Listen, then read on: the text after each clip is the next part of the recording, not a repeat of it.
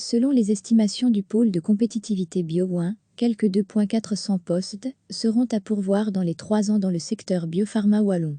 De quoi absorber le choc GSK, relève l'Écho samedi. D'après une enquête en cours au sein de BioOne, le pôle de compétitivité santé de Wallonie, une moyenne de 800 emplois vont être créés chaque année à court terme dans le sud du pays par les entreprises biopharmaceutiques et de technologie médicale, soit 2,400 postes à pourvoir d'ici la fin de 2022.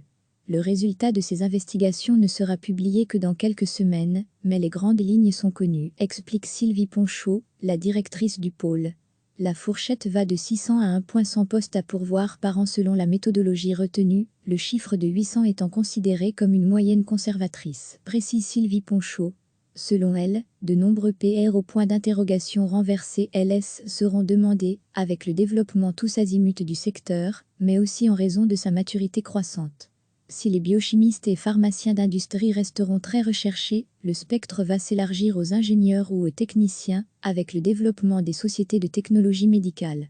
Le lancement, par certaines entreprises, de phases d'industrialisation va par ailleurs entraîner un appel pour des spécialistes de production, des opérateurs et des responsables qualité.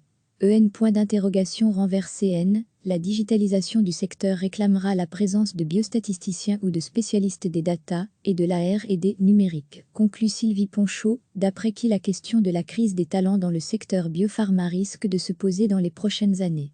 Recevez chaque matin l'essentiel de l'actualité.